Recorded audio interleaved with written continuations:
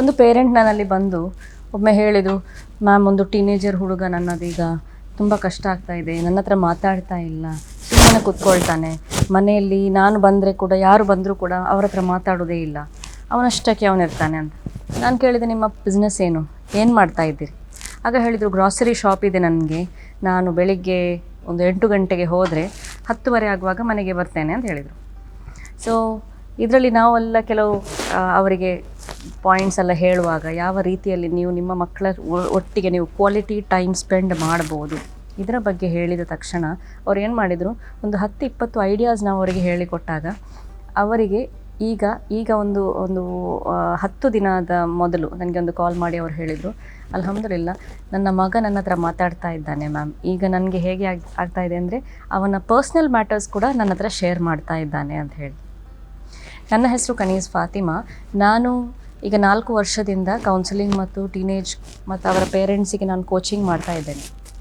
ಇದರಲ್ಲಿ ನಮ್ಮ ಆನ್ಲೈನ್ ಮತ್ತು ಆಫ್ಲೈನ್ ಸೆಷನ್ಸ್ಗಳು ಈಗ ನಡೀತಾ ಇದೆ. ಅಲ್ಹಮ್ದುಲಿಲ್ಲ ಟೀಚರ್ಸಿಗೆ ಮತ್ತು ಪೇರೆಂಟ್ಸಿಗೆ ಮತ್ತು ಟೀನೇಜರ್ಸಿಗೆ ಯಾವ ರೀತಿಯಲ್ಲಿ ನಾವು ಟ್ರೈನಿಂಗೆಲ್ಲ ನಾವೀಗ ಆನ್ಲೈನಲ್ಲಿ ನಾವೀಗ ಮಾಡ್ತಾ ಇದ್ದೇವೆ ಅಲ್ಹಮ್ದುಲಿಲ್ಲ. ಇದರಲ್ಲಿ ಮೇಯ್ನ್ ನನಗೆ ಹೇಳಬೇಕಾದಂಥದ್ದು ಒಂದು ಕ್ವಾಲಿಟಿ ಟೈಮ್. ಈ ಕ್ವಾಲಿಟಿ ಟೈಮ್ ಅಂದರೆ ಏನು? ಮಕ್ಕಳಿಗೆ ನಾವು ಭಾವಿಸ್ತಾ ಇದ್ದೇವೆ, ಒಂದು ಐರನಿ ಏನಂತ ಹೇಳಿದರೆ, ಕ್ವಾಲಿಟಿ ಟೈಮ್ ಎಂದು ಹೇಳುವ ತಕ್ಷಣ ನಾವು ಏನು ಮಾಡ್ತೇವೆ, ನನಗೆ ಹೊರಗೆ ಹೋಗಬೇಕು, ಮಕ್ಕಳ ಹತ್ರ ನಾನು ಪಿಕ್ನಿಕ್ ಹೋಗಬೇಕು, ಅಥವಾ ನಾನು ರೆಸ್ಟೋರೆಂಟಿಗೆ ಅವರನ್ನು ಕರ್ಕೊಂಡು ಹೋಗಬೇಕು, ಊಟ ಮಾಡಬೇಕು, ಈ ರೀತಿಯಲ್ಲಿ ನಾವು ಇದನ್ನೇ ನಾವು ಭಾವಿಸ್ತಾ ಇರೋದು. ಆ್ಯಕ್ಚುಲಿ ಕ್ವಾಲಿಟಿ ಟೈಮ್ ಅಂದರೆ ಏನು?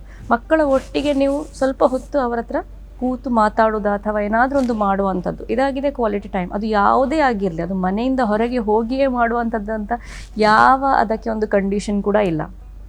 ಆದರೆ ನಮ್ಮ ಒಂದು ತಪ್ಪು ತಿಳುವಳಿಕೆಯಿಂದಾಗಿ ನಾವು ಈ ರೀತಿ ಅದನ್ನು ನಾವು ಈ ರೀತಿ ಅರ್ಥ ಮಾಡಿದ್ದೇವೆ. ಸೊ ಪ್ರಾಬ್ಲಮ್ ಏನಂತ ಹೇಳಿದರೆ, ನಮ್ಮ ಮಕ್ಕಳಿಗೆ ನಾವು ಇಲ್ಲದಿದ್ದರೆ, ನಮ್ಮ ಟೈಮ್ ನಾವು ಕೊಡದಿದ್ದರೆ, ಇದೊಂದು ತೋಟದಲ್ಲಿ ಒಂದು ತೋಟಗಾರ ಇಲ್ಲದ ಹಾಗೆ ಆಗ್ಬೋದು. ಒಂದು ತೋಟದಲ್ಲಿ ನಾವೀಗ ನಮಗೆ ಗೊತ್ತಿರ್ಬೋದು ತೋಟ ಹೇಗಿರ್ತದೆ. ತೋಟಗಾರ ಇಲ್ಲದಿದ್ದರೆ ಅದರಲ್ಲಿ ಪ್ರಾಣಿಗಳು ಬರ್ತವೆ, ಅಥವಾ ಅಲ್ಲಿ ಹಣ್ಣುಗಳನ್ನು ಅಥವಾ ಹೂಗಳನ್ನೆಲ್ಲ ಕಿತ್ತು ತೆಗೆದು ಹೋಗುವಂತಹ ಒಂದು ಪರಿಸ್ಥಿತಿ. ಈ ರೀತಿಯ ಒಂದು ಪರಿಸ್ಥಿತಿ ಬಾರದ ಹಾಗೆ ಇರುವುದಾದರೆ ನಾವು ಏನು ಮಾಡಬೇಕು? ನಮ್ಮ ಮಕ್ಕಳೊಂದಿಗೆ ನಾವು ಆ ಕ್ವಾಲಿಟಿ ಟೈಮ್ ನಾವು ಸ್ಪೆಂಡ್ ಮಾಡಬೇಕಾಗ್ತದೆ, ಒಂದು ಟೈಮ್ ಕೊಡಬೇಕಾಗ್ತದೆ.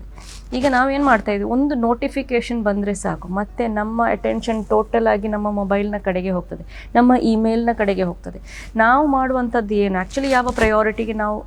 ನಾವು ಯಾವ ಪ್ರಯಾರಿಟಿ ಕೊಡಬೇಕಿತ್ತು ನಮ್ಮ ಮಕ್ಕಳಿಗೆ, ಅದು ನಾವು ಮಾಡ್ತಾ ಇಲ್ಲ. ಮಕ್ಕಳ ಹತ್ರ ನಾವು ಮಾತಾಡ್ತೇವೆ, ಆದರೆ ಯಾವ ರೀತಿ ಮಾತಾಡ್ತೇವೆ? ಹೌದು, ಏನು ವಿಷಯ ಹೇಳಿ ಅಂತ ಹೇಳಿ ಈ ರೀತಿಯಲ್ಲಿ, ಅಂದರೆ ಒಂದು ಅಟೆನ್ಷನ್ ನಮ್ಮದು ಐ ಕಾಂಟ್ಯಾಕ್ಟ್ ಎಲ್ಲ ಇರೋದು ನಮ್ಮ ಮೊಬೈಲ್ನ ಕಡೆಗೆ ಮಾತ್ರ ಅಲ್ಲದೆ ಮಕ್ಕಳ ಕಡೆಗೆ ಇರುವುದಿಲ್ಲ.